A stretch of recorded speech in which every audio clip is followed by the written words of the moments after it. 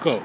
Thank you so much, Mark, for this opportunity for me to speak in the area of your theme, my story, your story, our story. I was actually excited when Mark asked me if I could speak at this Emancipation Day event in Windsor. Excited because he told me Dr. Martin Luther King Jr. spoke twice at an event like this same Emancipation Day, and the last time was around 1957 or 1956, so I'm excited for this invitation. As Mark mentioned, I'm the author of the book, Why My Black Skin Matters. And in this book, I share my story, and I think it's really fitting today because Mark helped me to understand that your theme this year is my story, your story, our story. My story, your story, our story. My story, your story, our story. When I think about my story, I reveal my story in the book, Why My Black Skin Matters, and I really take the reader on a sensitive racial journey. But when I talk about freedom and keeping the flame of freedom alive, and this Emancipation Day is all about freedom, I think that freedom is not just a legal declaration.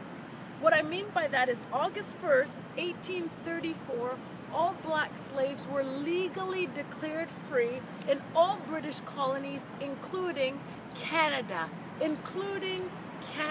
So 178 years ago in Canada, they said to black people, you are human.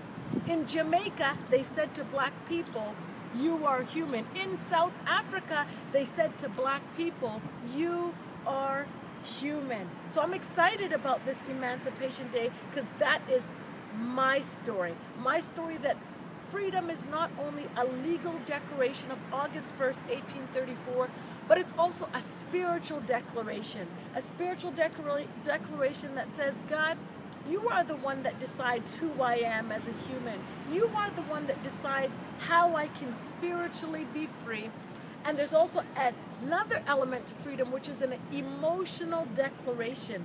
There are things that have happened to us in our lives. Maybe our past history, I don't know, alcoholism in your family. I don't know what's in your family.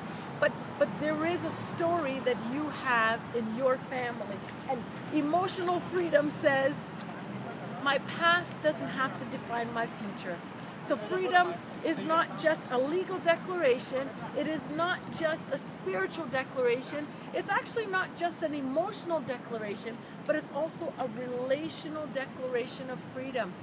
So today, the Member of Parliament that mentions that he's here standing in solidarity regardless of the color of his skin because he's human, that relational piece says, I can see past the color of your skin and recognize that you are my brother. That's my story. But your story in Windsor is a story that commemorates this monument here. This monument that says, keeping the flame of freedom alive. Keeping the flame of freedom alive. And you have a black slave here that ran to Canada, and Canada welcomed the slave, saying, now you are free. But what you cannot see is what's happening across the river in Detroit. There's another monument there in which a person is pointing in the direction of Canada, saying that's where freedom is. So that's your story. But when I think about our story, a collective human story, and this idea of freedom, I'm reminded that humanity was at its lowest when we see what slavery has done to a people. But when we see this freedom monument and we see over the river in Detroit pointing to freedom, we see the human story at its lowest, but also the human story at its highest. So I'm encouraged to encourage you about what true freedom is.